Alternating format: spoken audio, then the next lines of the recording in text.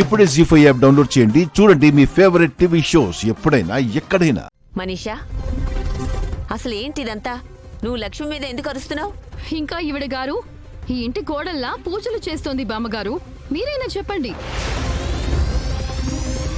ఈవిడ గారికి ఇలాంటివన్నీ చేయడానికి ఇక్కడ అర్హత అధికారం రెండూ లేవని. మనీషా, తను చేసింది దేవుడికి పూజ. ఎక్కడుంది, ఎందుకుంది అనేది పక్కన పెడితే దేవుడికి నమస్కారం చేసుకోవడం, పూజలు చేసుకోవడం ఎవరికైనా సహజమే. దాన్ని ఎత్తి చూపించాల్సిన అవసరం లేదు. నిజానికి నువ్వు కూడా లక్ష్మిలాగా కాస్త దైవభక్తితో ఉండాలనే నేను కోరుకుంటున్నాను. రేపు నువ్వు ఈ ఇంటి కోడలయ్యాక నువ్వు కూడా అంతే దైవభక్తితో ఉండాలనే నేను కూడా ఆశిస్తున్నాను.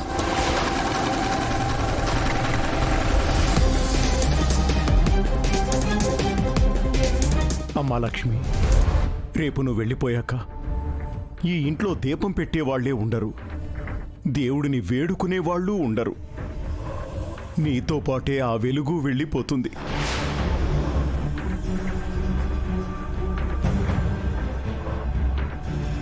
కనీసం నువ్వు ఉన్నన్ని రోజులైనా ఆ దేవుడి నామస్మరణ చేస్తూ ఈ ఇంటికి కాస్త పుణ్యం కలిగేలా చూడు తల్లి.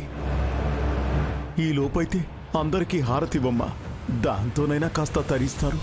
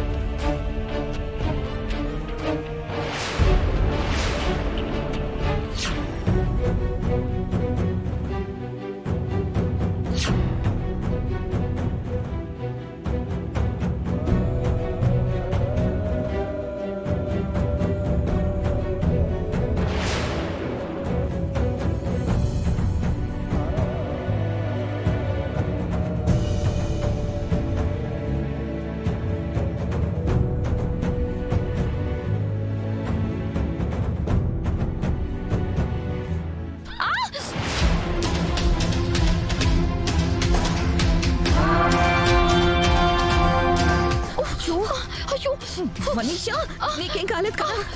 ఏం కాకపోవడం ఏంటి ఆంటీ? చేయి కాలిపోయింది. చిత్తశుద్ధితో ఉంటే దేవుడు కూడా చల్లని మనసుతో దీవిస్తాడు. మనసు ఎప్పుడు మలినంగా ఉంటే ఇలాగే ఆ దేవుడు ఆ మలినం కరిగించడానికి ఇలాంటి పరీక్షలు పెడుతూ ఉంటాడు.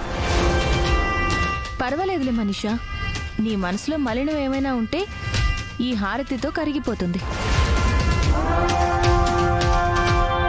జీ5 యాప్ డౌన్లోడ్ చేసి అన్ని ఎపిసోడ్స్ పూర్తి ఉచితంగా చూడండి.